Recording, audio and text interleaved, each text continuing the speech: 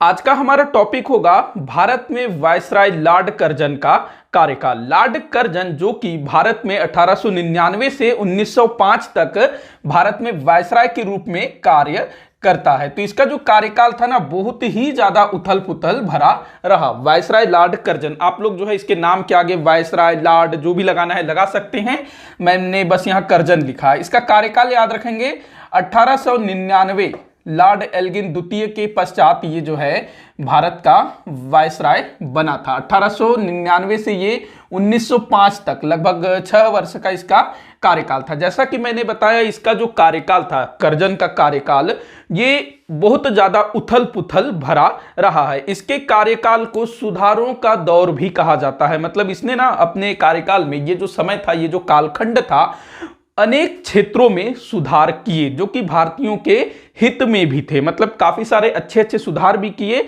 लेकिन इसने अंत में एक ऐसा काम किया, बंगाल विभाजन, जिसके कारण इसकी बहुत ज्यादा आलोचना की जाती है। बाल गंगाधर तिलक ने तो कर्जन को औरंगजेब के समान बता दिया कि भैया ये तो औरंगजेब है। इसने अपने कार्यकाल में बहुत सारे आयोग अर्थात कमीशनों की स्थापना की थी और उन्हीं आयोगों के सुझावों के आधार पर इसने अलग अलग क्षेत्र में विभिन्न सुधार करवाए थे। तो उन आयोगों को भी हम लोग देखेंगे, क्योंकि अक्सर पूछा जाता है कि इसकी अध्यक्षता में कौन सा आयोग स्थापित किया गया था। मतलब कि किस आयोग की स्थापना किसकी अध्यक्षता में किया गया था, कौन सा आयोग किस लिए बना था, उसने क्या सुझाव दिए, तमाम तरह के प्रश्न जो है बनते हैं। तो ये सारा कुछ हम लोग जानेंगे इसके बारे में। तो आप लोग वीडियो को आखिर तक देखिएगा।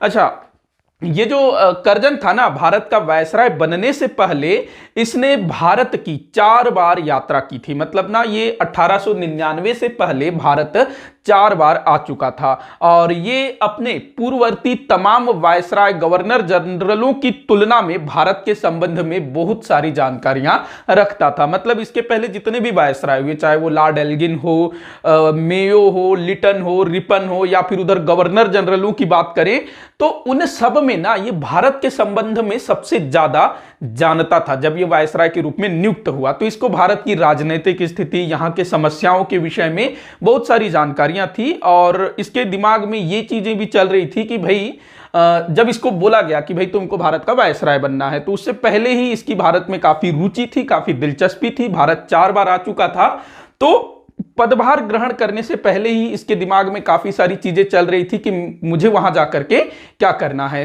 तो जैसा कि मैंने बताया, इसका जो कार्यकाल था, सुधारों का काल, बहुत सारे इसने सुधार किए थे।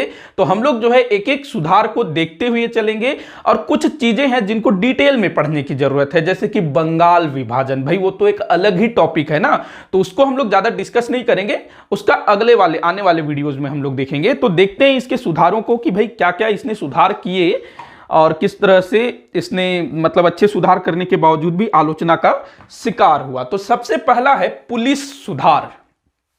जो उस समय जो पुलिस विभाग था ना, तो उसमें इसने काफी सारे सुधार किए। पुलिस सुधार, अब जैसे कि मैंने बताया, ये क्या करता था, आयोग स्थापित करता था, आयोग गठित करता था, कमीशन गठित करता था।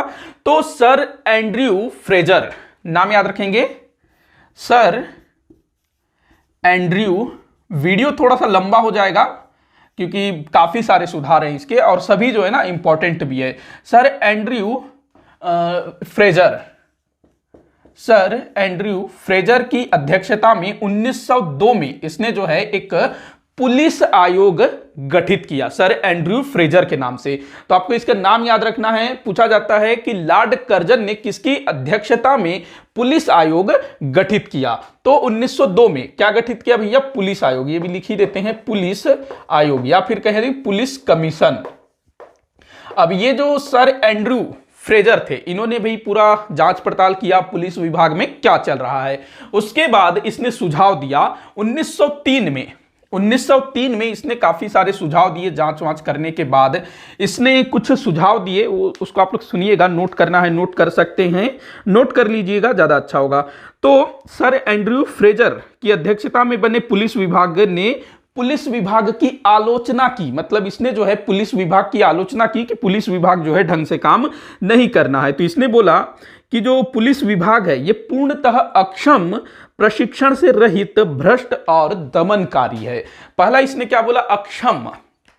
अक्षम क्या बोला? अक्षम मतलब ये जो है कार्य कुशल नहीं है, कार्य करने में सक्षम नहीं है। तो पहला बोला इसने अक्षम है। दूसरा बोला प्रशिक्षण रहित, मतलब इनको जो है ये लोग प्रशिक्षण रहित है, इनको इस समय तक ना पुलिस को उतना कोई विशेष ट्रेनिंग नहीं दी जाती थी, तो प्रशिक्षण रहित है पुलिस बोला। उसके बाद बोला भ्रष्ट, भ्रष्टाचार बहुत फैला हुआ था। चौथा चीज बोला दमनकारी, पुलिस जो है दमनकारी है, लोगों के मन में पुलिस का भय बना हुआ है। तो ये सारा सुझाव जो है सर एंड्रयू फ्रेजर ने दिया। अब जो है इन तमाम सुझावों के आधार पर लॉर्ड कर्जन ने सुधार करना शुरू किया। तो सबसे पहला काम इसने ये किया कि पुलिस विभाग में सभी स्तरों पर वेतन की वृद्धि कर दी, मतलब कि सिपाही से लेकर के अधिकारी लेवल तक के जितने भी कर्मचारी अधिकारी थे सबके वेतन में वृद्धि की। मतलब कि वेतन में वृद्धि होगी तो ये लोग जो है ज्यादा भ्रष्टाचार नहीं करेंगे। नॉर्मली क्या होता है, जिसको सैलरी थोड़ी कम मिलती है वो कोशिश करता है कि भाई कहीं ना कहीं से मिल जाए, लेकिन भाई अब तो उल्टा ही चल रहा है ना कि जिसकी सैलरी ज्यादा वो ज्यादा ही रिश्वतखोरी खोर होता है। मतलब जिसकी ज्यादा सैलरी होती है वो उतना ही ज्यादा रिश्वत लेगा, घूस लेगा। जो बड़े अधिकारी होते हैं वो ज्यादा घूस लेते हैं, सब नहीं लेते, कुछ लेते हैं। तो इसने जो है वेतन वृद्धि की सभी स्तरों में। दूसरा चीज इसने किया, पुलिस की संख्या में वृद्धि की, पुलिस की संख्या में वृद्धि की। मतलब कि उस समय वैकेंसी आया होगा, ये 1903 में रिपोर्ट प्रस्तुत हुई ना, तो पुलिस में नई भर्तियां की गई, संख्या बढ़ाई गई। उसके बाद सिपाही व अधिकारियों के लिए प्रशिक्षण की व्यवस्था, जैसे कि इसने सुझाव दिया था ना कि जो पुलिस है वो प्रशिक्षण रहित है, तो अब जो है पुलिस विभाग में सिपाही हो या अधिकारी हो सबके प्रशिक्षण की व्यवस्था की गई, ट्रेनिंग जैसे आज के समय में होता है, तो उस टाइप से।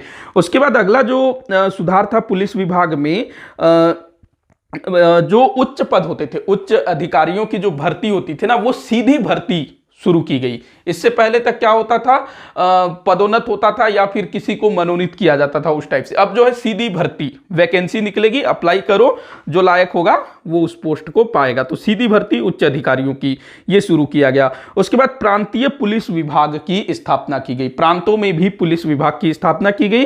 अगला सुधार आखिरी है, पुलिस विभाग के अंतर्गत एक निदेशक के अधीन केंद्रीय गुप्तचर विभाग की स्थापना की गई। एक निदेशक के अधीन केंद्रीय गुप्तचर विभाग की स्थापना की गई। मतलब कि जैसे आज के समय में रॉ है, आईबी है, जो गुप्तचर विभाग हमारे भारत का, तो ये जो है लॉर्ड कर्जन के टाइम पर गुप्तचर विभाग की स्थापना हुई थी। तो आपसे पूछा जा सकता है कि ब्रिटिश भारत में कब गुप्तचर विभाग स्थापित हुआ था, तो लॉर्ड कर्जन के समय में हुआ था। तो पुलिस सुधारों के अंतर्गत ये तमाम चीजें आप लोग ध्यान में रखिएगा। इसके बाद हम लोग बात करते हैं शिक्षा संबंधी सुधार। शिक्षा संबंधी सुधार, तो शिक्षा के क्षेत्र में भी इसने काफी कुछ सुधार किया। कुछ अच्छे थे और कुछ थोड़े से अंग्रेजों के फायदे में था। तो किस टाइप से था अंग्रेजों के फायदे में और क्या हमारे फायदे में था, तो बताता हूं मैं आप लोगों को। शिक्षा सुधार, शिक्षा के क्षेत्र में, और ये जो शिक्षा के क्षेत्र में जो सुधार था ना, ये अधिकतर जो हाई लेवल का जो एजुकेशन था, मतलब कि विश्वविद्यालय, महाविद्यालय, क्योंकि देखिए उस समय क्या हो रहा था, कांग्रेस की स्थापना हो गई थी 1885 में, और कांग्रेस जो है धीरे धीरे काफी लोकप्रिय हो रहा था। लेकिन इसी बीच जो है भारत में कुछ ऐसे भी लोग थे जो कि कांग्रेस के उदारवादी रवैये को पसंद नहीं करते थे। तो वो लोग जो है थोड़े से उग्र विचार वाले थे, जैसे कि बाल गंगाधर तिलक, लाला लाजपत राय। तो काफी सारे लोग जो है कांग्रेस के उदारवादी रवैये, मतलब जो उदार नेता थे, उदारवादी जो दल थे, उनके तरफ जा रहे थे। जो स्टूडेंट थे उस टाइम के, कॉलेज में पढ़ने वाले, विश्वविद्यालय में पढ़ने वाले, वहीं काफी सारे लोग जो हैं उग्र नेताओं का समर्थन कर रहे थे। इसके अलावा एक और भी था, क्रांतिकारी संगठन, वो भी जो है इस समय काफी उभर रहे थे। तो काफी सारे जो कॉलेज के स्टूडेंट थे वो क्रांतिकारी संगठनों के प्रभाव में भी आ रहे थे। अब ये लोग जो है, जो कॉलेज के स्टूडेंट हैं, वो क्या करते थे, अपने कॉलेज या फिर यूनिवर्सिटी, वहां पर जो है इन सब चीजों का चर्चा किया करते थे, और कई बार जो है बड़े बड़े नेता भी वहां पर आते थे। तो एक तरह से जो कॉलेज है जहां पर पढ़ाई लिखाई होनी चाहिए, वहां पर ये सारा चीज चल रहा था। ठीक है, क्योंकि जो पढ़े लिखे लोग थे उन्हीं को तो देश को संभालना था, देश को आजाद करवाना था। और इसी समय, इस मतलब कि ये जो दौर था ना, इसका जो काल था 1899 1905 ये जो समय था, इस समय जो लोग कॉलेज में थे, आगे चल करके वही बड़े बड़े नेता बने और भारत के स्वतंत्रता आंदोलन में उनकी भूमिका बहुत ज्यादा थी।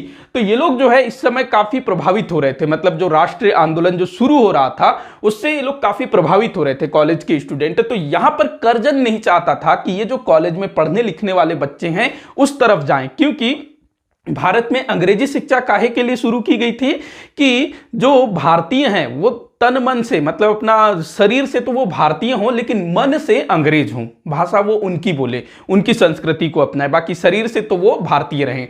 लेकिन यहां हो उल्टा रहा था, कॉलेजों में जो है राष्ट्रीय आंदोलन की भावनाएं पनप रही थी। तो उस चीज को रोकने के लिए इसने क्या किया, एक आयोग गठित किया सर टॉमस रैले की अध्यक्षता में। सर टॉमस रैले, काफी बार पूछा गया है रैले कमीशन या रैले आयोग, टॉमस रैले, ये भी जो है 1902 में इसको गठित किया गया था। ये कौन सा आयोग था, तो विश्वविद्यालय आयोग, विश्वविद्यालय आयोग। और इसका काम ये था कि क्या बोलते हैं, जो राष्ट्रीय आंदोलन, जो राष्ट्रीयता की जो भावनाएं हैं वो जो पनप रही है उसका कॉलेजों में क्या चल रहा है, महाविद्यालयों में क्या चल रहा है, उस चीज का जांच वांच करना था। तो ये जो विश्वविद्यालय आयोग है ये फिर अपना सुझाव देता है विश्वविद्यालय आयोग, और उसके बाद विश्वविद्यालय अधिनियम पारित होता है। विश्वविद्यालय अधिनियम, इस आयोग की सुझाव पर विश्वविद्यालय अधिनियम, ये जो विश्वविद्यालय आयोग था इसने जो भी सुझाव दिया उसके आधार पर सन 1904 में विश्वविद्यालय अधिनियम पारित हुआ। तो ये काफी बार पूछा गया है विश्वविद्यालय अधिनियम। अच्छा, भारतीय विश्वविद्यालय अधिनियम है, भारतीय विश्वविद्यालय अधिनियम 1904। तो शिक्षा में सुधार के लिए सर टॉमस रैले की अध्यक्षता में विश्वविद्यालय आयोग स्थापित किया गया, कब, 1902 में। और इस विश्वविद्यालय आयोग की सिफारिशों के बाद सन 1904 में भारतीय विश्वविद्यालय अधिनियम पारित किया जाता है। अब इसने क्या सुझाव दिया रहा होगा सर टॉमस रो ने, कि जो महाविद्यालय है वहां के जो छात्र हैं वो राष्ट्रीय आंदोलन की गतिविधियों से काफी प्रभावित हो रहे हैं, तो उसको रोकने के लिए उसने काफी कुछ सुझाव दिया था। तो देखते हैं इस अधिनियम में क्या कुछ था, शिक्षा संबंधी जो सुधार था।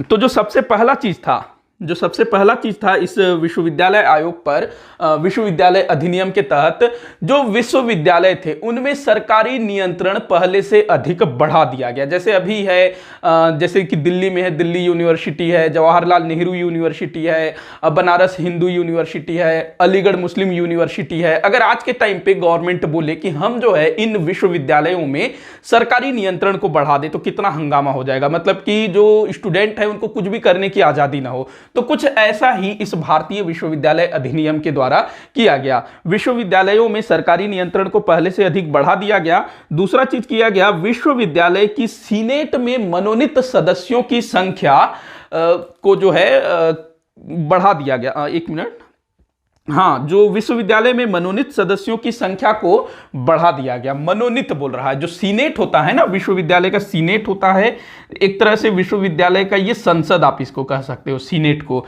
तो यहां पर चुने हुए सदस्य भी इसके सदस्य होते हैं, चुने हुए सदस्य भी, और सरकार जो है इसमें मनोनीत भी करती थी। अपने हिसाब से वो किसी को भी मनोनीत कर सकती थी, जो उसका आदमी हो उसके हिसाब से काम करे। तो क्या किया गया, भारतीय विश्वविद्यालय अधिनियम 1904 के तहत विश्वविद्यालयों के सीनेट में मनोनीत सदस्यों की संख्या को पहले से अधिक बढ़ा दिया गया। क्यों? क्योंकि भाई इस अधिनियम के तहत विश्वविद्यालयों में सरकारी नियंत्रण को बढ़ा दिया गया, तो इस सीनेट में सरकारी सदस्यों की संख्या को बढ़ाई गई एक तरह से।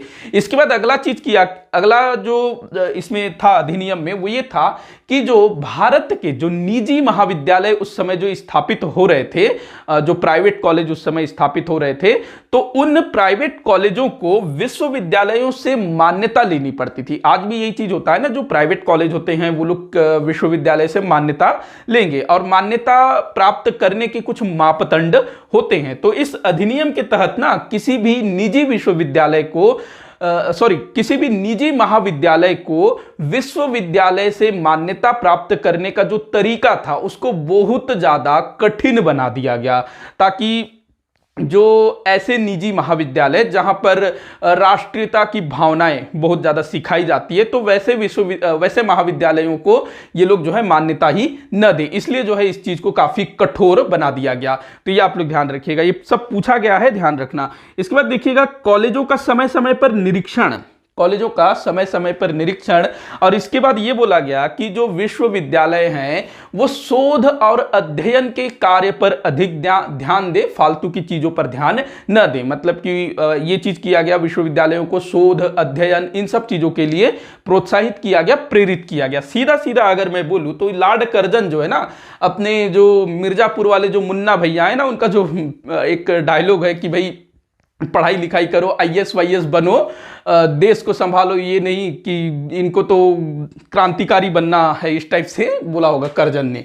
तो उस टाइम जो बच्चे थे, जो छात्र थे, वो लोग जो है राष्ट्रीय आंदोलन जो उस समय थोड़ा मोड़ा शुरू हो रहा था, उस तरफ वो लोग ज्यादा ध्यान दे रहे थे। तो उन सब चीजों को रोकने के लिए ये भारतीय विश्वविद्यालय अधिनियम 1904 लाया गया। तो इसको आप लोग ध्यान रखना है, ये काफी इंपॉर्टेंट है, ये काफी इंपॉर्टेंट है। और इस अधिनियम में क्या क्या सुझाव, क्या क्या चीजें थी, वो भी आप लोग ध्यान में रखिएगा। इसके बाद हम लोग बात करते हैं अकाल। इसके टाइम पर ना देखिएगा, पिछला जो वायसराय था, इसके पहले वाला लॉर्ड एल्गिन द्वितीय, उसके समय में भी काफी सारे अकाल पड़े थे। और जो लोग थे ना, उस अकाल से उबरे भी नहीं थे कि जब लॉर्ड कर्जन देश का वायसराय बनकर आता है, तो इसके जैसे ये कार्यकाल संभालता है, उसी वर्ष जो है फिर से अकाल पड़ जाता है, 1899-1900। तो अकाल भी उस समय काफी बड़ी समस्या थी। इससे कैसे निपटा जाए, ये जो है उस समय के वायसराय या फिर कहें ब्रिटिश सरकार, उसके लिए बड़ी चुनौती थी। और ये लोग जो है अकाल पीड़ितों का उतना ज्यादा ध्यान नहीं देते थे। अकाल के समय में भी लगान वगैरह जो है जबरदस्ती वसूला जाता था, और जो भी सहायता है वो उतना पहुंचाया नहीं जाता था, थोड़ा मोड़ा पहुंचाते थे, उतना ज्यादा नहीं पहुंचाया जाता था। और इससे पहले भी अकाल के संबंध में काम हो चुका था, लेकिन उतना कोई विशेष हुआ नहीं था। तो देखिएगा लॉर्ड कर्जन ने क्या किया, एंटनी मैकडॉनल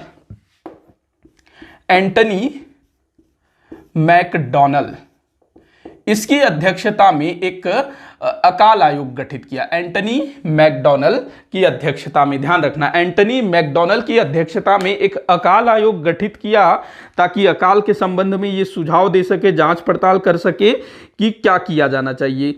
तो 1899 और 1900 के बीच में जो अकाल पड़ा था ना, उसमें लगभग 19 लाख लोग मारे गए थे भूख से। तो इसके समक्ष ये समस्या थी कि पहला तो ये पता लगाना, भाई एक तो सामान्य सी बात है कि अकाल क्यों पड़ रहा है, भाई बारिश नहीं हो रही है, उस पर तो किसी का बस है नहीं।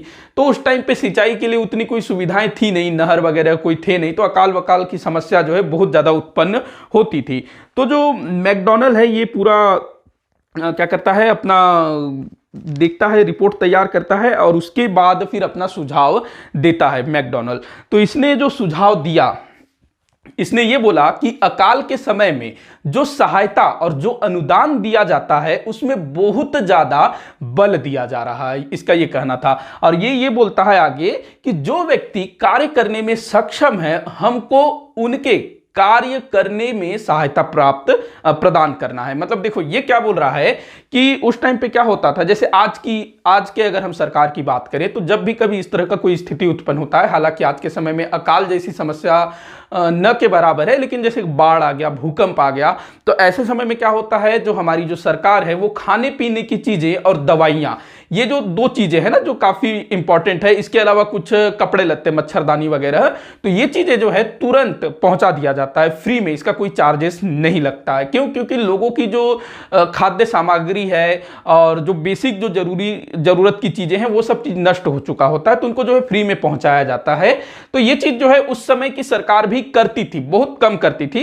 तो एंटनी मैकडॉनल बोलता है कि अकाल के समय अकाल पीड़ितों को जो सहायता और जो अनुदान प्रदान किया जा रहा है, उसमें आवश्यकता से अधिक बल दिया जा रहा है, मतलब कि हमको जो है फ्री में बांटना नहीं है, ये इसका कहना था। और सेम यही चीज ना पहले के गठित अकाल आयोग में भी कहा गया था, पहले के जो अकाल आयोग बने थे उसमें भी ये चीज बोला गया था। तो इसने ये बोला कि भाई जो व्यक्ति पूरी तरह से सक्षम है, मतलब जिसके हाथ पैर सलामत है, काम करने लायक है, हट्टा खट्टा है, उसको हमको फ्री में चीजें नहीं देनी है। वो काम कर सकता है तो हमको उसके काम करने में मदद करना है, मतलब उसके लिए रोजगार उपलब्ध करवाना है। ये चीज ठीक था कि आप जो है रोजगार उपलब्ध कराओ, लेकिन भाई जब समस्या सामने खड़ी है, आप कितनी जल्दी रोजगार दोगे उसको? अगर देना है तो ठीक है दे सकते हो, लेकिन जल्दी होगा क्या? तुरंत होगा क्या? तुरंत उस क्षेत्र में कोई उद्योग स्थापित हो जाएगा क्या? या छोटा मोटा कोई लघु उद्योग, कुटीर उद्योग कोई स्थापित हो जाएगा क्या? और जो भी हमारे भारत के लघु उद्योग थे, कुटीर उद्योग थे, सबको तो बर्बाद कर दिए हो। उसके बाद बोल रहे हो कि काम करने में मदद करना चाहिए, तो कहां से होगा? अगर मान लो आपके घर में आग लगी हुई है, जो फायर ब्रिगेड वाले हैं वो बोलेंगे नहीं भैया तुम्हारे यहाँ तो दो हट्टे खट्टे नौजवान आदमी हैं, वो लोग कुआं खोद सकते हैं, कुआं खोदो, पानी निकालो, बुझाओ। ये संभव है क्या? नहीं ना। तो ये बोलता है कि जो काम करने में सक्षम है उसको हमको काम देना चाहिए, तो दो तुरंत अगर होगा तो। हालांकि ठीक था, जो ग्रामीण क्षेत्र है वहां पर रोजगार की सुविधाएं बढ़ाई जाए, लेकिन वो तुरंत तो नहीं हो सकता ना। जिस समय अकाल पड़ा है उस टाइम पे आपको सहायता और अनुदान देना होगा। बाद में जो है आगे चल करके धीरे धीरे रोजगार के साधन वहां बढ़ाए जाए, ये होना चाहिए था। हालांकि आगे चल करके ना अकाल जैसी स्थिति उत्पन्न न हो, इसके लिए क्या किया गया, काफी सारे नहर वगैरह बनाए गए, सिंचाई के साधन सुविधाएं उपलब्ध करवाए गए, जिसको हम लोग आगे वाले टॉपिक में पढ़ेंगे कृषि संबंधी सुधार के अंतर्गत। तो ये जो है आपका अकाल संबंधी चीजें थी, ध्यान रखना। और ये जो आदमी है जो मैकडॉनल्ड, इसका नाम याद रखेंगे, ये अकाल आयोग इसकी अध्यक्षता में स्थापित की गई थी। और जितने भी अकाल आयोग बने ना, सबका यही कहना था कि भाई फ्री में ज्यादा हम नहीं बांटेंगे, जो काम करने में सक्षम है उनको हम लोग काम देंगे। और ये वर्षों से बोल रहे हैं, जबकि ये दे नहीं रहे हैं। इसके बाद हम लोग बात करते हैं कृषि सुधार। ये काफी इंपॉर्टेंट है, इसके तहत इसने काफी कुछ अच्छे अच्छे काम भी किए थे। जैसे कि उस टाइम पे अकाल काफी पड़ता था ना, तो अकाल जैसी स्थितियों में भी किसानों को ज्यादा दिक्कत न हो और अंग्रेजों को टैक्स वगैरह भी मिलता रहे, तो इन सब चीजों के लिए इन्होंने जो है सिंचाई सुविधाओं पर ध्यान दिया। तो कृषि संबंधी सुधार के अंतर्गत जो सबसे पहला सुधार है, जो कि बहुत ज्यादा इंपॉर्टेंट है, बहुत बार पूछा भी गया है, पंजाब भूमि हस्तांतरण अधिनियम।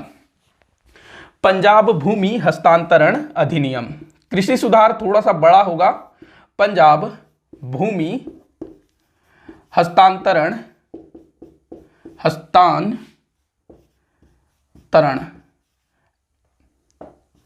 हस्तांतरण ऐसे लिखेंगे क्या कि यहां ये लगेगा हस्तांतरण अधिनियम। पंजाब भूमि हस्तांतरण अधिनियम। तो देखो ये पंजाब के लिए लाया गया था स्पेशल, पंजाब भूमि हस्तांतरण अधिनियम। इस अधिनियम के तहत क्या किया गया कि यह व्यवस्था की गई कि जो अकृषक व्यक्ति है, क्या बोला मैंने, ऐसा व्यक्ति जो कि किसान नहीं है, ऐसा व्यक्ति जो कि किसान नहीं है, वो कोई व्यापारी हो सकता है, कोई सरकारी अधिकारी हो सकता है, कुछ भी हो सकता है, लेकिन वो किसान न हो। ऐसा व्यक्ति जो कि किसान नहीं है और वो जो है किसी किसान का खेत को खरीदना चाहता है, तो उस पर प्रतिबंध लगा दिया गया। मतलब कि किसान का खेत किसान ही खरीद सकता है, कोई गैर कृषक व्यक्ति नहीं खरीद सकता। क्या होता था पहले कि कई सारे जो अमीर लोग होते थे, व्यापारी लोग होते थे, वो जो है किसानों से खेत खरीद लेते थे और बाद में जो है दूसरे किसानों को उस पर काम करवाते थे अपना मुनाफा कमाने के लिए। तो उससे जो किसान थे वो लोग बेचारे अपनी भूमि से बेदखल हो जाते थे, बाद में फिर वो मजदूरी करके जीवन यापन करते थे, दूसरों के खेतों में काम करके जीवन यापन करते थे। तो अब यह व्यवस्था किया गया कि कोई भी ऐसा व्यक्ति जो किसान नहीं है, गैर कृषक व्यक्ति किसी भी किसान का खेत नहीं खरीद सकता। यह इस पंजाब भूमि हस्तांतरण अधिनियम के तहत किया गया। दूसरा चीज यह किया गया कि जो कृषक वर्ग अपनी भूमि को, जो किसान है ना, वो अपनी भूमि को 20 वर्ष से अधिक समय के लिए गिरवी नहीं रख सकता पैसा उधार वगैरह लेने के लिए। तो ये किया गया। उसके बाद मतलब उसको कम समय के लिए रखना होगा और जितना पैसा चाहिए वो मिल जाएगा। उसके बाद जो तीसरा पॉइंट है इसके अंतर्गत, अगर मान लो कि किसी किसान ने अपनी भूमि को किसी साहूकार, किसी सूदखोर, किसी व्यापारी के पास गिरवी रखा है, उसको पैसों की जरूरत थी, तो अगर वो समय पर उस किसान का मतलब समय पर उस किसान ने पैसा अदायगी नहीं किया। तो ऐसे में नॉर्मली क्या होता था, आज भी होता है, अगर कार लोन लेते हैं, कार खरीदने के लिए अगर आप लोन लेते हैं और उसका पैसा चुका नहीं पाते हो, तो कार को जो है बैंक वाले उठा के ले जाते हैं, उसको नीलाम करके अपना पैसा वसूल लेते हैं। तो पहले भी ऐसे ही होता था। जो साहूकार है, अगर मान लो किसी किसान का खेत उसके पास गिरवी पड़ा हुआ है और किसान जो है उसका पैसा नहीं दे रहा है, तो साहूकार क्या करेगा, उस किसान के खेत को नीलाम करवा देगा। तो इस पंजाब भूमि हस्तांतरण अधिनियम के तहत यह व्यवस्था किया गया कि कोई भी साहूकार, कोई भी सूदखोर किसी भी किसान का जो जमीन उसके पास गिरवी पड़ा है उसको वो नीलाम नहीं कर सकता। ये चीज किया गया। तो किसानों के लिए इसमें काफी अच्छी अच्छी चीजें थी इस पंजाब भूमि हस्तांतरण अधिनियम के तहत। इसके बाद देखिएगा अगला जो चीज था, हाँ ठीक, ये 3 पॉइंट थे। अच्छा, ये चीज किया क्यों गया था, मतलब तीनों जो पॉइंट मैंने बताया कि पहला जो है किसी किसान का खेत गैर कृषक व्यक्ति नहीं खरीद सकता। काफी सारे उस समय डरा धमका करके सस्ते में खरीद लेते थे। जो किसान है अपनी भूमि को ज्यादा समय के लिए गिरवी नहीं रख सकता।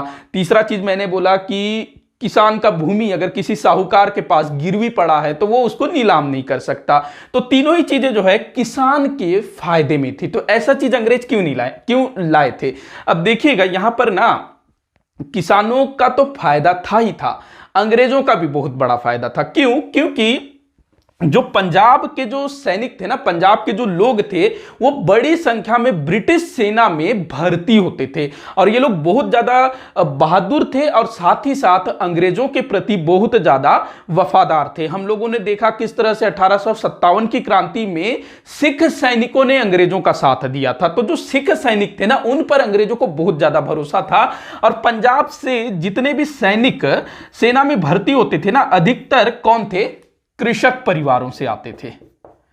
तो अब भाई इन कृषक परिवारों को दिक्कत होगा तो जो सैनिक हैं भाई वो असंतुष्ट हो सकते हैं। तो इन सैनिकों को संतुष्ट करने के लिए पंजाब के किसानों को संतुष्ट किया गया, क्योंकि जो सैनिक थे अधिकांशतः कृषक परिवारों से आते थे। तो देखो सुधार तो किया लेकिन उसमें इनका भी फायदा था। चलो ठीक है, कोई बात नहीं ना भाई, ऐसा होना चाहिए, भले खुद का भी फायदा हो दूसरे का भी फायदा हो। तो थोड़ा हुआ जैसा भी हो।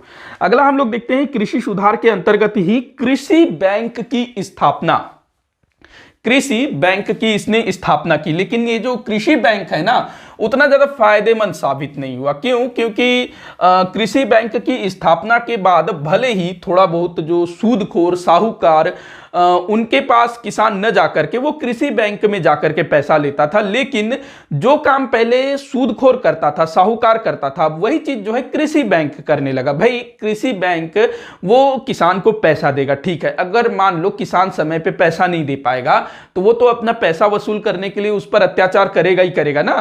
तो जो काम पहले साहूकार सूदखोर कर रहे थे वही काम अब कौन करने लगा, कृषि बैंक करने लगा। तो एक तरह से जो कृषि बैंक था उसने सूदखोर और साहूकार का स्थान ले लिया। तो इसने कृषि बैंक की भी स्थापना की थी। इसके बाद तीसरा है सहकारी ऋण समितियों की स्थापना। सहकारी ऋण समितियों की स्थापना, जैसे आज होता है ना सहकारी बैंक, सहकारी, सरकारी नहीं, सहकारी ऋण समिति, इसने जो है सहकारी ऋण समिति स्थापित की। सहकारी ऋण समिति, तो ये बहुत इंपॉर्टेंट चीज है, यहां से क्वेश्चन बनता है। तो देखिएगा कृषक वर्ग है, मतलब जो किसान वर्ग हैं, उनमें स्वयं की सहायता व आत्मनिर्भरता बढ़ाने के लिए ये जो सहकारी ऋण समिति है इसकी स्थापना की गई, क्योंकि ये जो है आपसी सहयोग से चलता है जो सहकारी बैंक होता है। और 1904 में सहकारी ऋण समिति कानून लाया गया। क्या लाया गया 1904 में, ये पूछा गया है 1904 में सहकारी, अच्छा यही है ना, इसके आगे हम ऋण समिति कानून लगा देते हैं। ये कब आया था, 1904 में सहकारी ऋण समिति कानून। जो हम लोग पढ़ते हैं ना भारत में सहकारिता की शुरुआत, तो ये 1904 से ही माना जाता है। तो 1904 में सहकारी ऋण समिति कानून लाया गया। तो ये एक थोड़ा अच्छा चीज था, इससे थोड़ा फायदा हुआ। जो कृषि बैंक था ना उसकी तुलना में ये जो सहकारी ऋण समिति थी ये थोड़ा ठीक था। इसके बाद देखिएगा कृषि विभाग की स्थापना। इसने जो है कृषि विभाग की स्थापना की कब, 1901 में। 1901 में कृषि विभाग की स्थापना की, एग्रीकल्चर डिपार्टमेंट। इतिहास में ना एक सुल्तान हुआ जिसने कृषि विभाग की स्थापना की थी, आप लोग नीचे कमेंट करके बताइएगा। अभी कमेंट करिए, अगर आप कमेंट करते हैं तो आपको चीजें जो है याद रहती है, जो भी मैं बोलता हूं आप उसको लिखेंगे, थोड़ा सा उसके बारे में लिख दीजिएगा तो आपके दिमाग में थोड़ा सा छप जाएगा। तो कृषि विभाग की स्थापना भारत के किसी पूर्ववर्ती सुल्तान ने की थी, और वो कोई छोटा मोटा सुल्तान नहीं था, काफी विख्यात था। तो 1901 में लॉर्ड कर्जन ने कृषि विभाग स्थापित किया, और कृषि विभाग का जो प्रमुख होता था वो होता था इंस्पेक्टर जनरल। इंस्पेक्टर जनरल ये जो है कृषि विभाग का प्रमुख अधिकारी होता था, इंस्पेक्टर जनरल।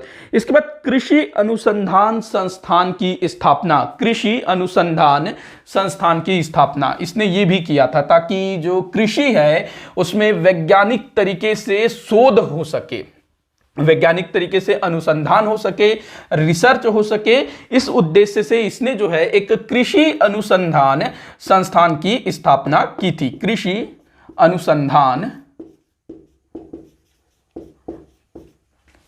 अनुसंधान केंद्र, केंद्र की संस्था, कृषि अनुसंधान केंद्र इसने स्थापित किया। और ये कहां पर किया तो देखिएगा, कृषि अनुसंधान संस्थान ये बिहार, बंगाल प्रांत के अंतर्गत आता था उस समय बिहार, वहां पर इसकी स्थापना हुई 1905 में। इसको कर लेते हैं हम संस्थान, संस्थान। बिहार में एक स्थान है पूसा, काफी सारे लोग पूसा नाम सुनकर के थोड़ा सा कंफ्यूज हो रहे होंगे कि भैया पूसा तो दिल्ली में है ना, ये बिहार में है पूसा। और क्योंकि उस समय बिहार जो है अलग प्रांत नहीं था, तो काफी सारे पुस्तकों में ना कृषि अनुसंधान संस्थान पूसा ये बंगाल लिख देता है, क्योंकि उस समय बिहार प्रांत का गठन नहीं हुआ था, बिहार जो है बंगाल प्रांत के अंतर्गत आता था। तो यहां पर जो है कृषि अनुसंधान संस्थान की स्थापना होती है बिहार के पूसा नामक स्थान पर। कब हुई थी तो 1905 में इसकी स्थापना हुई थी। कब? 1905 में। इसका काम क्या था? यहां पर कृषि के संबंध में रिसर्च होता था, अनुसंधान होता था, शोध होता था। अब देखिएगा क्या होता है, 1934 में बिहार क्षेत्र में भयंकर भूकंप आया, और उस भूकंप के चलते ना पूसा में जो कृषि अनुसंधान संस्थान का जो भवन था वो बहुत ज्यादा क्षतिग्रस्त हो जाता है। तो ऐसे में क्या होता है, ये जो कृषि अनुसंधान संस्थान है उसको दिल्ली स्थानांतरित कर दिया जाता है, और उसका जो है नाम रखा जाता है कृषि अनुसंधान संस्थान पूसा। तो आज हम लोग पढ़ते हैं कि कृषि अनुसंधान संस्थान पूसा दिल्ली में है। तो ये पहले बिहार में हुआ करता था, ध्यान रखना 1934 में ये यहां पर शिफ्ट हुआ है। तो ये भी लॉर्ड कर्जन द्वारा किया गया एक अच्छा काम था। तो ये कृषि अनुसंधान संस्थान की स्थापना हुई, जिससे आप लोग अनुमान लगा ही सकते हैं कि उस टाइम पे थोड़ा बहुत डेवलप तो जरूर हुआ होगा। इसके बाद देखिएगा सिंचाई सुविधाएं बढ़ाई गई। 1901 में सिंचाई आयोग गठित किया गया, सर कॉलिन स्कॉट मॉनक्रिफ, बड़ा अटपटा नाम है सर कॉलिन। इसको पहले मैं क्लीन कर देता हूं। सिंचाई आयोग ये भी कृषि सुधार के अंतर्गत ही है। सिंचाई आयोग, कितने सारे आयोग इसने गठित किए थे, किसकी अध्यक्षता में? तो सर कॉलिन क्या नाम है इसका पूरा नाम, कहां गया? सर कॉलिन स्कॉट मॉनक्रिफ,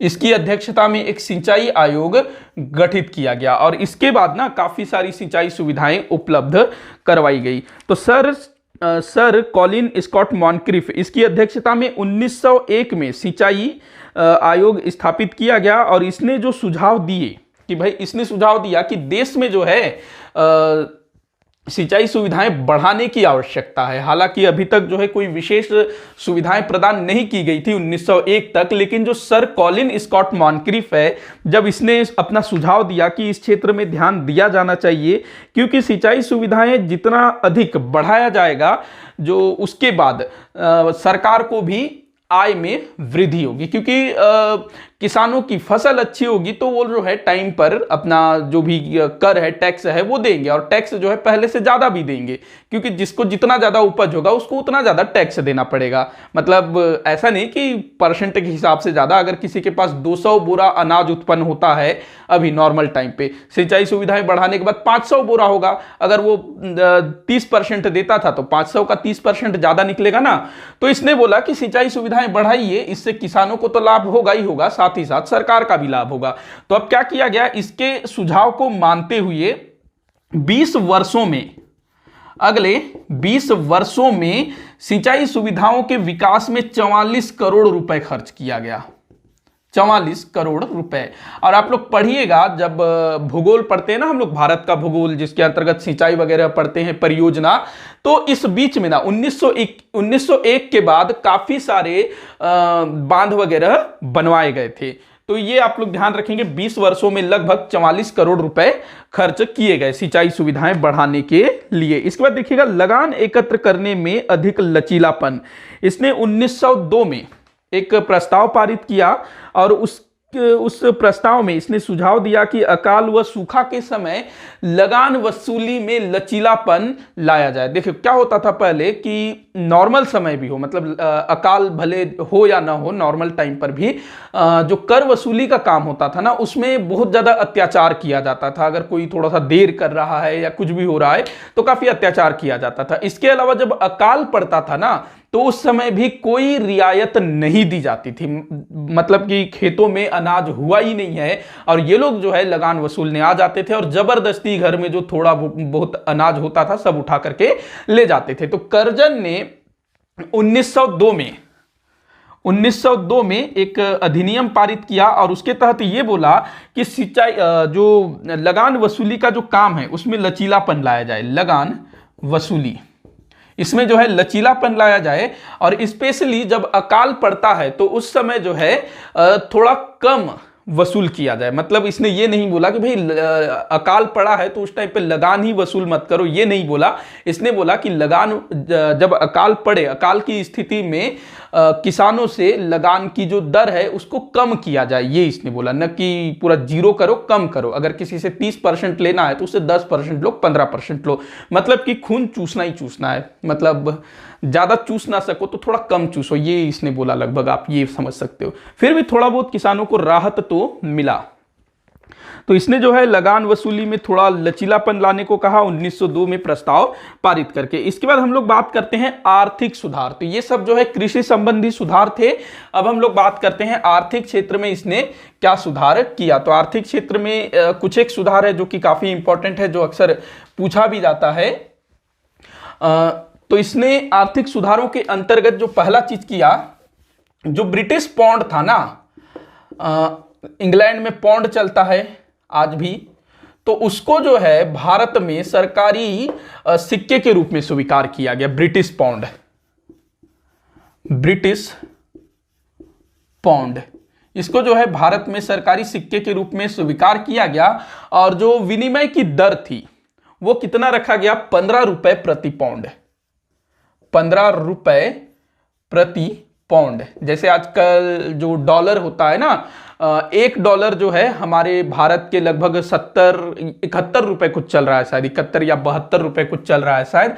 तो उस समय जो है 15 रुपए प्रति पौंड हुआ करता था। तो ये इसी के समय में इसको स्वीकृति दी गई। ब्रिटिश पौंड को जो है भारतीय सिक्का के रूप में स्वीकार किया गया और इसका विनिमय का दर आप लोग याद रखेंगे 15 रुपए प्रति पौंड। इसके बाद देखिएगा, इसने विकेंद्रीकरण की नीति को अपनाया। विकेंद्रीकरण की नीति, इससे पहले के भी जो वायसराय थे वो लोग भी जो है प्रशासन के क्षेत्र में हो या फिर अर्थव्यवस्था के क्षेत्र में हो, विकेंद्रीकरण की नीति को अपना रहे थे। विकेंद्रीकरण, तो इसने भी जो है आर्थिक क्षेत्र में विकेंद्रीकरण की नीति को अपनाया और जो प्रांतीय सरकारें थी ना, उनको आर्थिक क्षेत्र में बहुत ज्यादा अधिकार दिए थे। तो ध्यान रखना, प्रांतों को आर्थिक क्षेत्र में काफी सारे अधिकार दिए गए। इसके बाद एक और चीज देखिएगा जो काफी इंपॉर्टेंट है। मैंने बताया था कि पहले 500 रुपए या उससे अधिक आय वाले लोगों पर आय कर लिया जाता था। तो इसकी जो सीमा है इसको अब बढ़ाया गया, तो इससे जो है भारतीयों को थोड़ी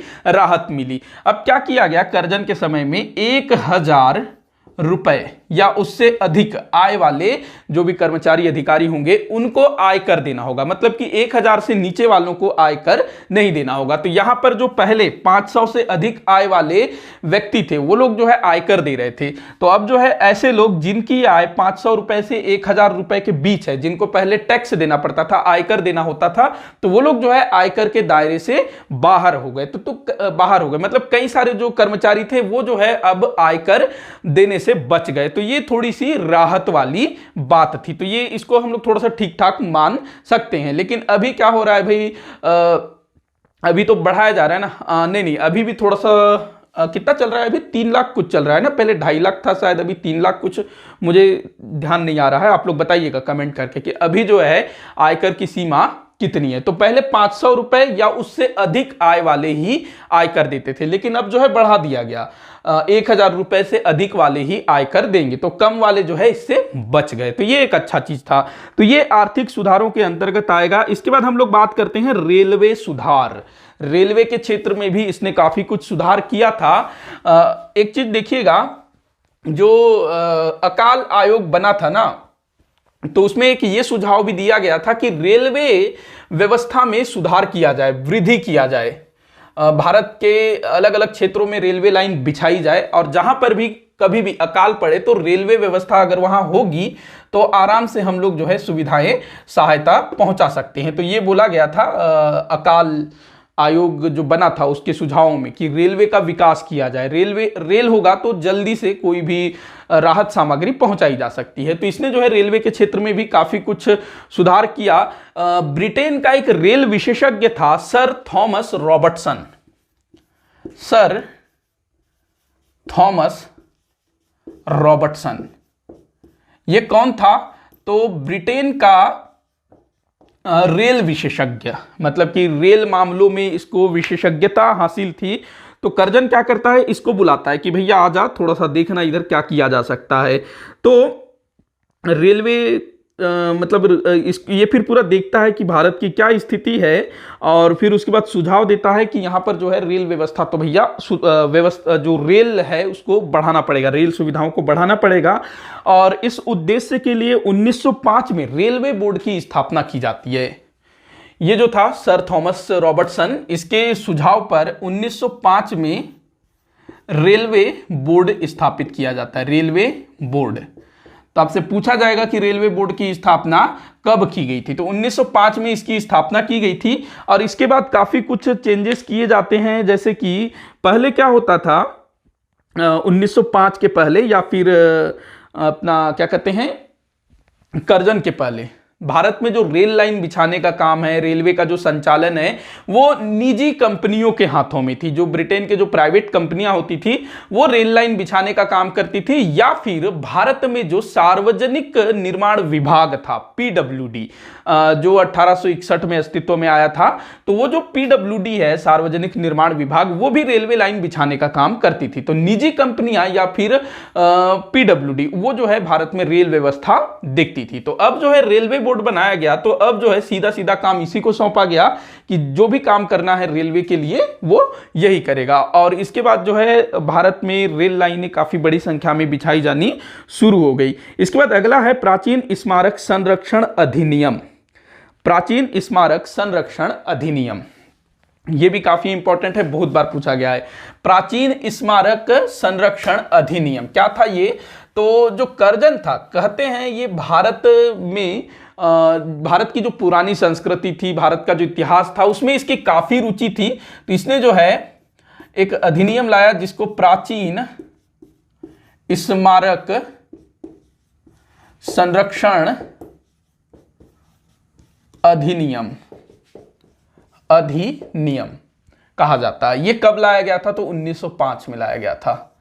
इस अधिनियम के तहत क्या था? प्राचीन स्मारक संरक्षण अधिनियम नाम से ही आप आपको समझ जाना चाहिए कि हमारे भारत में जो भी प्राचीन स्मारक थे, पुराने जमाने के जो धरोहरें, जैसे कि लाल किला हो गया, ताजमहल हो गया, कुतुब मीनार हो गया, तो ऐसे तमाम चीजों को संरक्षित करने की व्यवस्था किया गया एक अधिनियम पारित करके कि भैया अब जो है इन सब चीजों को सहेजना है, ये प्राचीन धरोहर है, इनको संरक्षित करना है, सहेजना है, ये सब चीजें किया गया। इसके अलावा जो उस समय के जो देसी रियासतें थी, जो राजा महाराजा थे ना, उनको भी इसने बोला कि आप भी जो है अपने अपने क्षेत्र में, अपने अपने राज्य में, अपने अपने रियासतों में जो भी इस तरह की चीजें हैं जो कि आपके पूर्ववर्ती राजाओं के हो या किसी का भी हो, आप उसको सहेजिए, उसको संरक्षित करके रखिए, ये चीज बोला गया। अब देखिएगा एक चीज आप लोग ध्यान रखेंगे, 1861 में क्या हुआ था, एएसआई की स्थापना हुई थी। ASI, archaeological survey of India, भारतीय पुरातत्व सर्वेक्षण विभाग, इसकी स्थापना हुई थी। भारतीय सर्वेक्षण, भारतीय पुरातत्व सर्वेक्षण, भारतीय पुरातत्व सर्वेक्षण विभाग। तो ये जो है भारतीय पुरातत्व सर्वेक्षण विभाग था। और ये इसके बाद ना इस अधिनियम के तहत, ये जो प्राचीन स्मारक अधिनियम था, इसके तहत भारत में भारतीय पुरातत्व विभाग की स्थापना की जाती है। ध्यान रखना, भारतीय पुरातत्व विभाग की स्थापना की जाती है इसके बाद 1905 में। ये तो हुआ आपका भारतीय पुरातत्व सर्वेक्षण, ये 1861 में। इसकी स्थापना का श्रेय जाता है कनिंघम, ये आप ध्यान रखना। और ये जो अधिनियम आया, प्राचीन स्मारक संरक्षण अधिनियम, इसके तहत 1905 में भारतीय पुरातत्व विभाग स्थापित किया गया। ये अलग है, भारतीय पुरातत्व सर्वेक्षण विभाग ये अलग है, ये भी अस्तित्व में था और बाद में फिर जो है भारतीय पुरातत्व विभाग गठित किया जाता है, दोनों को एक कर दिया जाता है। तो भारतीय पुरातत्व विभाग की स्थापना आपको पूछेगा तो 1905 लगाना है। वहीं ASI, archaeological survey of India, भारतीय पुरातत्व सर्वेक्षण विभाग, इसकी स्थापना हुई थी 1861 में इतिहासकार कनिंघम के सहायता से। तो ध्यान रखना, 1905 में भारतीय पुरातत्व विभाग स्थापित हुआ। आगे चल करके जो सिंधु घाटी सभ्यता है उसमें जो भी खुदाई उदाई हुआ ना, सब इन्हीं लोगों के द्वारा हुआ था। जो भारतीय पुरातत्व विभाग था, आर्कियोलॉजिकल सर्वे ऑफ इंडिया, तो इन्हीं के द्वारा जो है हड़प्पा हो, मोहनजोदड़ो हो, सब जगह खुदाई हुआ। तो ये आप ध्यान में रखिएगा। इसके बाद हम लोग बात करते हैं, प्राचीन स्मारक संरक्षण अधिनियम हो गया। इसके बाद अगला है सैनिक सुधार। पुलिस सुधार अलग है, सैनिक सुधार अलग है। तो पुलिस सुधारों को अलग रखना है, सैनिक सुधार को अलग रखना है, क्योंकि दोनों जो है अलग अलग चीज होता है। आज भी देखिएगा, जो सेना है वो अलग होता है, पुलिस वो अलग होता है। तो सैनिक सुधारों के अंतर्गत इसने क्या कुछ किया, तो देखिएगा, जैसा हाल पुलिस का था वैसा ही सैनिकों का भी था। मतलब काफी समय हो गया था सेना में सुधार किए हुए। तो इसने क्या किया कि जो भारत की जो देसी सेना थी ना, उसको पुनः अस्त्र शस्त्र से सुसज्जित किया। जैसे कि 1857 की क्रांति हुई थी ना, तो उसके बाद भारतीय सैनिकों के ऊपर से अंग्रेजों का भरोसा थोड़ा उठ गया था कि भाई अगर हम लोग इनको अच्छे अच्छे हथियार देंगे तो कल को ये लोग हमको ही मारने दौड़ेंगे। तो ये सोच करके जो है 1857 के बाद जो है भारतीय सैनिकों को थोड़ा सा अस्त्र शस्त्र के मामले से ढीला कर दिया था। तोप खाने से भी उनको दूर रखा गया था। तोप खाने में भारतीयों को नियुक्त नहीं किया जाता था, तोप खाने में सिर्फ अंग्रेजों को रखा जाता था। तो अब क्या किया गया, पुनः भारतीयों को अस्त्र शस्त्र से सुसज्जित किया गया। इसके अलावा जो देसी राज्य थे उस समय, जो देसी राज्य थे ना राजा महाराजा, तो उनके लिए एक इंपीरियल कैडेट कोर की स्थापना की गई। इंपीरियल कैडेट कोर, ये एक प्रकार का सेना ही कहेंगे इंपीरियल कैडेट कोर को। इंपीरियल कैडेट कोर ये स्थापित किया जाता है। और इस इंपीरियल कैडेट कोर में जो देसी राजकुमार थे, इसके अलावा जो कुलीन वंश के जो लोग थे ना, जो पहले के राज परिवारों से जो लोग जुड़े हुए थे, उनकी सेना इसमें थे, इस इंपीरियल कैडेट कोर में। और ये लोग सीधे सीधे जो है महारानी के प्रति अपना वो दिखाते थे, मतलब एक तरह से महारानी के अंडर में ये आते थे। सॉरी, महारानी नहीं, उस समय तो महारानी का डेथ हो चुका था। ये लोग सीधे सीधे जो है ब्रिटिश सम्राट या कहें ब्रिटिश ताज के प्रति अपना उत्तरदायी था, उनके नियंत्रण में थे ये लोग। तो ये चीज था। उसके बाद देखिएगा भारतीय सैनिकों को विदेश में प्रयोग, मतलब अब जो है लॉर्ड कर्जन के समय में भारतीय सैनिकों को विदेश में भी भेजा जाता था। अंग्रेजों का अगर किसी दूसरे देश के साथ लड़ाई हो रहा है तो भारत के सैनिकों को भी ले जाना इन्होंने शुरू किया। उसके बाद देखिएगा समुद्र तट की सुरक्षा की व्यवस्था, समुद्र तट की सुरक्षा की व्यवस्था मतलब नेवी वगैरह स्थापित किया गया। और इसके समय जो सेनापति था उसका नाम याद रखना, लॉर्ड किचनर। लॉर्ड किचनर ये सेनापति था। नाम क्यों इंपॉर्टेंट है? 1905 में ना लॉर्ड कर्जन का इस सेनापति लॉर्ड किचनर के साथ विवाद हो जाता है और इसी विवाद के चलते लॉर्ड कर्जन जो है अपने पद से त्याग पत्र दे देता है। तो इसका नाम इंपॉर्टेंट है, ध्यान रखना, पूछा जा सकता है। और ये इसी के साथ थोड़ा सा झगड़ा लड़ाई हो जाता है, ऐसे आप लोग समझिएगा। इसके बाद देखिएगा व्यापार तथा व्यापारिक सुधार, व्यापार तथा व्यापारिक सुधार हेडिंग डालिएगा। तो इसने जो है व्यापार तथा उद्योग इसने जो लॉर्ड कर्जन था इसने व्यापार तथा उद्योग विभाग की स्थापना की और इस विभाग के जो सदस्य थे, जो इस विभाग को नियंत्रित करता था, वो वायसराय के परिषद के 6 सदस्य थे। तो इसने कौन सा विभाग स्थापित किया व्यापार को अच्छा करने के लिए? व्यापार तथा व्यवसाय, क्या दिया है थोड़ा सा अटपटा, हाँ, व्यापार तथा व्यापार तथा उद्योग विभाग, सॉरी माफी चाहूंगा, व्यापार तथा उद्योग विभाग, यहां लिखते हैं व्यापार तथा उद्योग विभाग। और इस विभाग का नियंत्रण किसके हाथ में था? तो वायसराय की जो परिषद थी जिसमें 6 सदस्य होते थे, 6 सरकारी सदस्य, तो वो 6 सरकारी सदस्य इस व्यापार तथा उद्योग विभाग को नियंत्रित करते थे। और इस विभाग की स्थापना के बाद, मतलब व्यापार तथा उद्योग विभाग की स्थापना के बाद भारत में अनेक कारखानों की स्थापना हुई। आप लोग देखिएगा भारत में जो 20वीं शताब्दी का जो शुरुआती कुछ दशक है ना, काफी सारे उद्योग भारत में स्थापित होते हैं। कई सारे भारतीयों ने भी उद्योगों की स्थापना की थी। तो ये व्यापार तथा उद्योग विभाग के कारण ही संभव हुआ और थोड़ा सा लचीला किया गया, क्योंकि अंग्रेज चाहते थे कि यहां पर कुछ कुछ उद्योग स्थापित हो और उससे ये लोग टैक्स कलेक्ट करें। तो ये था व्यापार तथा उद्योग विभाग। इसके बाद न्यायिक सुधार, न्याय क्षेत्र में इसने कुछ सुधार किए थे। न्यायिक सुधारों के अंतर्गत इसने क्या किया था? कलकत्ता उच्च न्यायालय में, इसको क्लीन करते हैं पहले, न्यायिक सुधारों के अंतर्गत इसने जो है कलकत्ता उच्च न्यायालय में न्यायाधीशों की संख्या को बढ़ा दिया। यह ध्यान रखना, पूछा जाता है। कलकत्ता उच्च न्यायालय में न्यायाधीशों की संख्या को इसने बढ़ा दिया न्यायिक सुधार के अंतर्गत।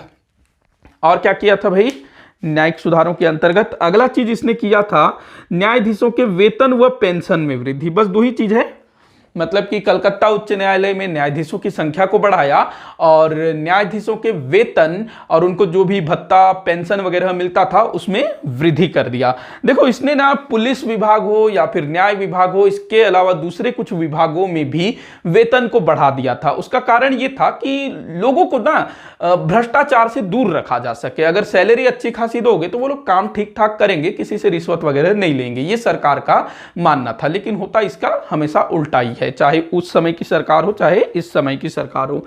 इसके बाद अगला चीज देखिएगा कलकत्ता निगम अधिनियम, ये बड़ा इंपॉर्टेंट है। कलकत्ता निगम अधिनियम, इसमें क्या था कि जो कलकत्ता निगम अधिनियम था, जो कलकत्ता नगर था ना, वो एक नगर निगम हुआ करता था। लॉर्ड रिपन ने भारत में स्थानीय स्वशासन की नींव रखी थी। तो कलकत्ता एक नगर निगम था। तो कलकत्ता निगम अधिनियम, निगम अधिनियम ये कब लाया गया था? 1899।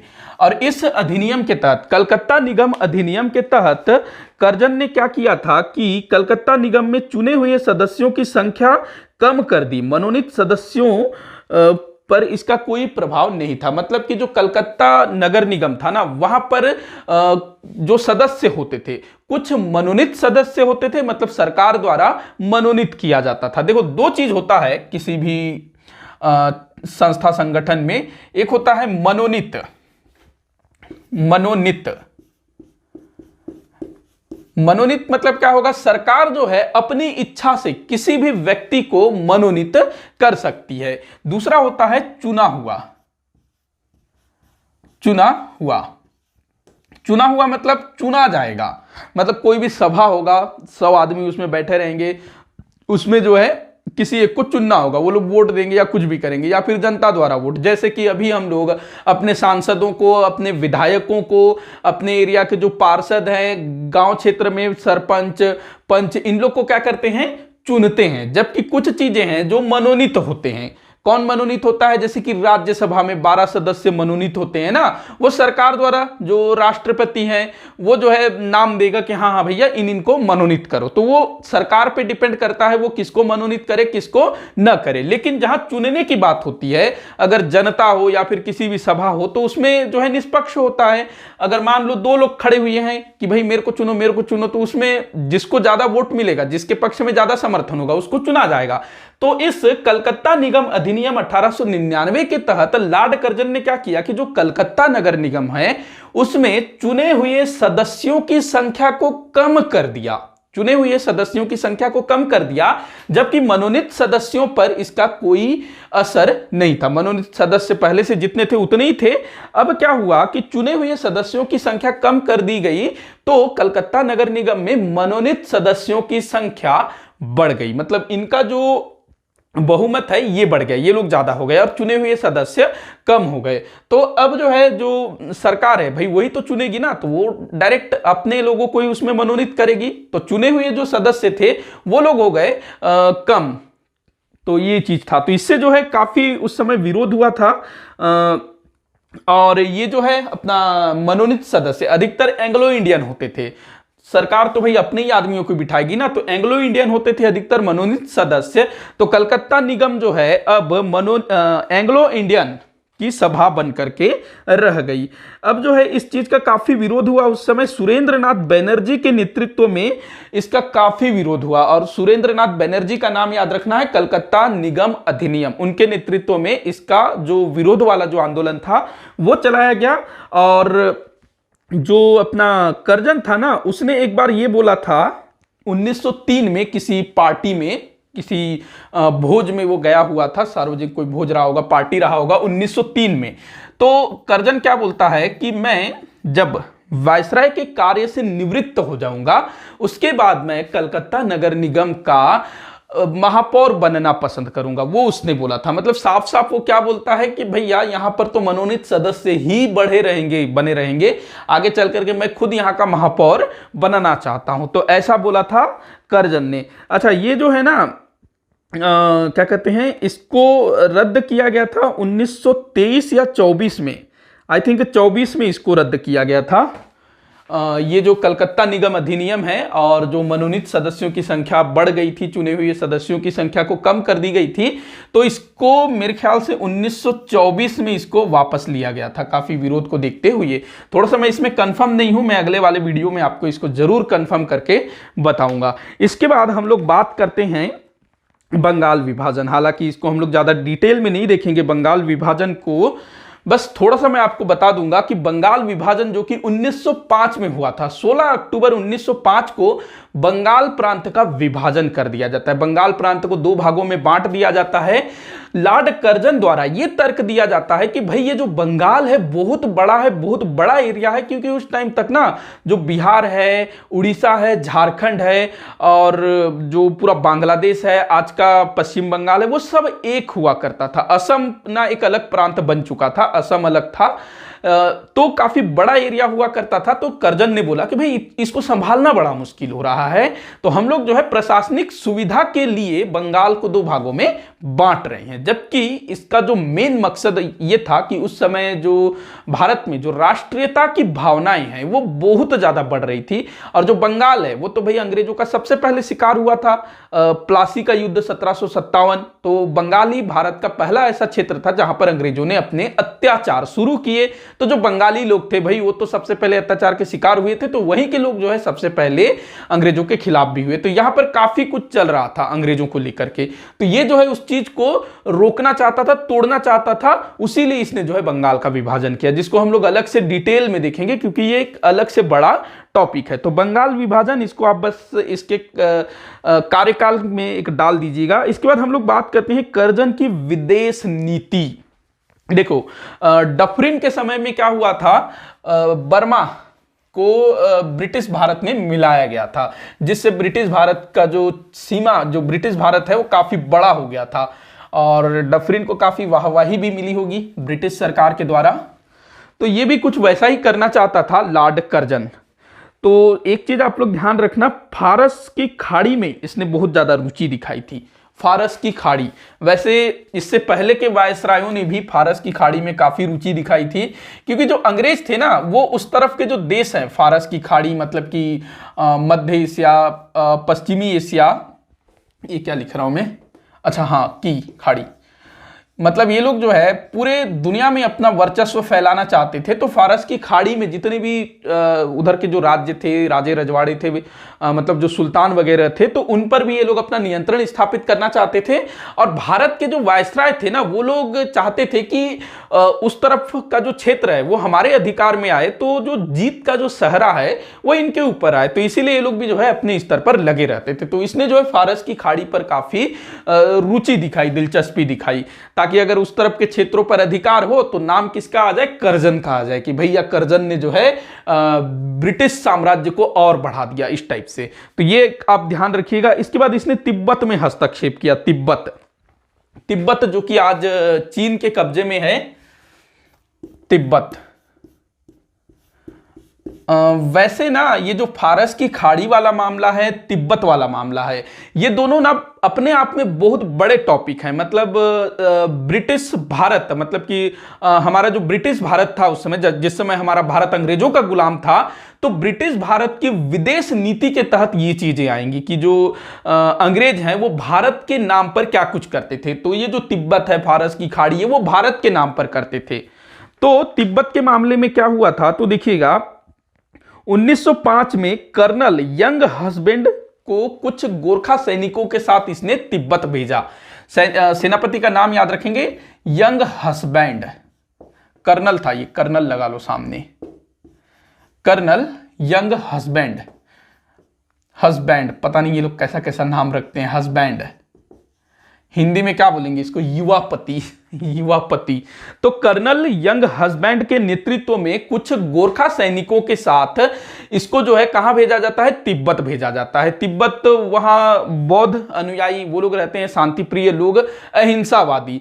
तो ये जो है तिब्बत पहुंचता है, इसको जो है ना शिष्टमंडल के रूप में भेजा गया था, ताकि तिब्बत में जाकर के वहां के लोगों के साथ समझौता कर सके, व्यापारिक समझौता। देखो अंग्रेजों का क्या होता था, भारत में भी वो लोग कैसे घुसे थे, व्यापार करने के लिए। तो ये लोग जो है तिब्बत के पीछे काफी समय से पड़े हुए थे। वॉरेन हेस्टिंग्स के समय में, जो वॉरेन हेस्टिंग्स था ना 1773 से लेकर के 1785 तक, बंगाल का पहला गवर्नर जनरल, तो उसने भी जो है तिब्बत में एक शिष्टमंडल भेजा था, कुछ लोगों को भेजा था, व्यापारिक समझौता हो सके। तो ये लोग क्या करते हैं, पहले व्यापारी बन करके जाते हैं, बाद में शासक बन जाते हैं। तो तिब्बत के पीछे भी ये लोग काफी समय से पड़े थे।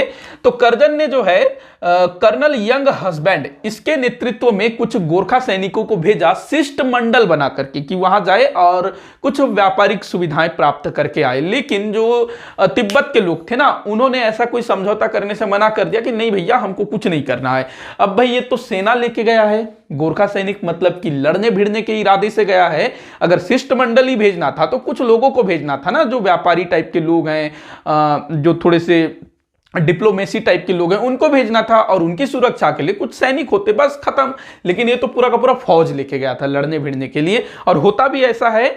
और वहां जो तिब्बत के जो लोग होते हैं ना, वो अहिंसात्मक तरीके से इसका विरोध करते हैं। किस तरह से, अहिंसात्मक तरीके से, क्योंकि जो महात्मा बुद्ध के जो अनुयायी हैं भाई, वो लोग अहिंसात्मक होते हैं ना, अहिंसावादी होते हैं। तो अहिंसात्मक तरीके से इसका विरोध किया जाता है। भाई अब कैसे टिकेंगे सैनिकों के सामने अहिंसा वाला चीज। तो क्या होता है, इसके बाद ये जो है ना, दो स्थानों का नाम याद रखेंगे, ज्ञानत्से और ल्हासा। ज्यादा डिटेल में नहीं जाऊंगा, वीडियो भी काफी बड़ा हो गया। अगर आप लोग बोलोगे तो मैं इस वाले टॉपिक को डिटेल में आप लोगों को समझा दूंगा। ज्ञानत्से और ल्हासा, ये दो नाम आपको याद रखना है जहां पर इसने फौज भेजी थी। तो पूछा जाता है कि लॉर्ड कर्जन ने तिब्बत के किस स्थान में सेना भेजी थी। तो ये काफी बार पूछा गया है, लहासा और ज्ञानत से। और जो दलाई लामा है वो तो भाई उसको लहासा में होता है शायद, वहां पर उसको छोड़ करके जाना भी पड़ता है। उसको डर होता है कि उसको पकड़ लिया जाएगा, गिरफ्तार कर लिया जाएगा। और जो दलाई लामा है वो तिब्बत का प्रमुख होता है। आज भी देखिएगा जो दलाई लामा है वो तिब्बत से बाहर हैं।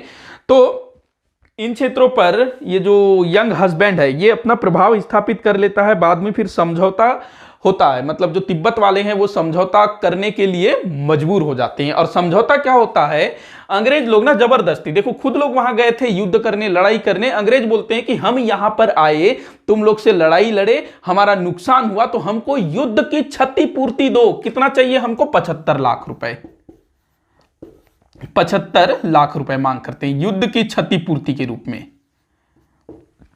अब युद्ध कौन करा था? ये लोग खुद गए थे ना, कि तिब्बत वाले आए थे, ये लोग खुद गए थे, खुद वहां उंगली किए, खुद का थोड़ा बहुत नुकसान हुआ होगा।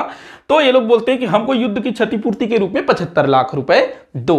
ठीक है, एक साथ नहीं दे सकते 75 लाख रुपए, 1-1 लाख रुपए वार्षिक देते रहो, 1 लाख रुपए वार्षिक, ये बोला जाता है। तय होता है, वो लोग भी तैयार हो जाते हैं, क्या भाई इन अंग्रेजों को इनके साथ मतलब लगे रहेंगे, तैयार हो जाते हैं।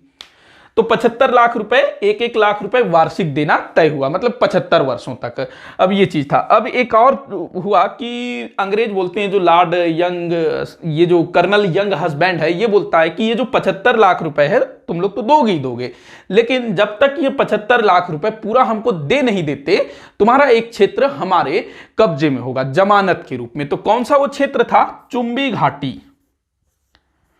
चुंबी घाटी, ये चुंबी घाटी ना जो सिक्किम और भूटान के बीच में है, तो उस क्षेत्र को जमानत के रूप में अंग्रेज अपने पास रख लेते हैं। देखो जो कर्जन था ना, उसने इसके पीछे ये तर्क दिया था कि जो तिब्बत है, मतलब जो तिब्बत है ना, उस पर रूस का भी नजर था। रूस जो है तिब्बत पर अधिकार करना चाहता था, या फिर वो भी यहां पर व्यापारिक अधिकार चाहता था, मतलब इसके साथ व्यापार वगैरह करना चाहता था। तो रूस भी तिब्बत के पीछे पड़ा हुआ था और अंग्रेज भी। तो यहां पर बाद में क्या होता है, रूस भी हस्तक्षेप करता है। तो ये 75 लाख रुपए को बाद में घटा दिया जाता है। मतलब अंग्रेज बोलते हैं रूस से कि ठीक है हम लोग वहां अटैक किए थे, लेकिन थोड़ा सा हमको समझौता करने में गलती हो गया। 75 लाख को जो है बाद में 25 लाख कर दिया जाता है, 25 लाख। और ये जो चुंबी घाटी है, इसको बोला जाता है कि हम लोग जो है 3 साल में इसको वापस कर देंगे, खाली कर देंगे। तो 1908 तक इसको खाली कर दिया जाता है। ये मामला कब का था? 1905। हाँ 1905 की 1903, हाँ ये 1903 का मामला था। सॉरी, यहां मैंने 5 लिखा ना, ये 1903 को गया था, 1903 में गया था, ये ध्यान रखना। और पहले 75 लाख, बाद में 25 लाख रुपए। वैसे ये अपने आप में बहुत बड़ा टॉपिक है, अगर आप बोलेंगे तो मैं इसका डिटेल में लेक्चर लेकर के आऊंगा। तो लॉर्ड कर्जन के बारे में जितना था लगभग मैंने सब कुछ बता दिया है। अगर कोई चीज छूटा होगा जो इंपॉर्टेंट होगा, मैं उसको आगे किसी वीडियो में अपडेट जरूर करूंगा। इसके बाद 1905 में जो लॉर्ड कर्जन था, इसका अपने सेनापति किचनर के साथ विवाद हो जाता है। मैंने बताया भी ना कुछ समय पहले, तो किचनर के साथ इसका विवाद हो जाता है किसी मामले को लेकर के। उसके बाद इसको मजा नहीं आता, छोड़ो, और ये जो है त्यागपत्र दे करके चला जाता है। तो ये था भारत में वायसराय लॉर्ड कर्जन का कार्यकाल, जिसमें काफी सारे सुधार भी हुए, कुछ अच्छे अच्छे सुधार भी थे, जैसे कि कृषि के क्षेत्र में कुछ अच्छे सुधार देखने को मिलते हैं, और भी कुछ कुछ क्षेत्र में ठीक ठाक इसने सुधार किए थे। लेकिन कुछ ऐसे काम थे, जैसे कि ये जो तिब्बत वाला मामला था ना, इसके लिए भी इसकी काफी आलोचना हुई थी। मतलब भाई जो तिब्बती लोग हैं, बड़े ही शांति प्रिय लोग, जबरदस्ती उनको उंगली करने के लिए इसने जो है यंग हस्बैंड को भेज दिया। तो इसकी भी काफी आलोचना हुई। यहां तक कि जो ब्रिटिश लोग थे ना, उन्होंने भी इस चीज की आलोचना की थी, क्योंकि अब जो है धीरे धीरे समय बदल रहा था। अगर ये 100 साल पहले या 50 साल पहले ये वाला मामला हुआ होता तो ब्रिटेन के लोग उतना ज्यादा आलोचना नहीं करते, लेकिन अब जो है थोड़ा समय बदल गया था, क्योंकि 20वीं सदी की शुरुआत हो चुकी थी, तो इसके चलते भी इसकी आलोचना हुई। उसके बाद भाई बंगाल विभाजन या फिर कलकत्ता निगम अधिनियम, इन सब चीजों के चलते तो भाई ये कुख्यात हो गया। और बाल गंगाधर तिलक जी ने क्या बोला कर्जन को? औरंगजेब। ये तो भैया औरंगजेब है। तो ये क्वेश्चन भी पूछा जाता है कि कर्जन की तुलना किसने औरंगजेब से की थी? तो बाल गंगाधर तिलक जी ने। और आगे चल करके फिर इसी के बंगाल विभाजन का परिणाम क्या निकला? भारत में स्वदेशी आंदोलन, लोग जो है एकजुट होना शुरू हो जाते हैं और एक बहुत बड़े आंदोलन की शुरुआत होती है, जिसको हम लोग आने वाले वीडियोस में पढ़ेंगे। तो आज का जो वीडियो है यहीं पर समाप्त होता है। आपके मन में जो भी डाउट हो आप लोग नीचे कमेंट बॉक्स में जरूर लिखिएगा। वीडियो थोड़ा सा लंबा हो गया और काफी सारा आयोग, काफी सारे सुधार, तो काफी सारा कंफ्यूजन भी क्रिएट हुआ होगा। तो कुछ भी कंफ्यूजन हो तो आप लोग नीचे जरूर लिखिएगा, मैं उसको सॉल्व करने की कोशिश करूंगा। वीडियो को जितना हो सके उतना आप शेयर करिएगा, लाइक जरूर करिएगा अगर अच्छा लगा हो तो। चैनल को सब्सक्राइब नहीं किया है तो जरूर से सब्सक्राइब कर ले, ताकि इसी तरह के वीडियोस आपको देखने को मिलता रहे। वीडियो को आखिर तक देखने के लिए बहुत बहुत धन्यवाद।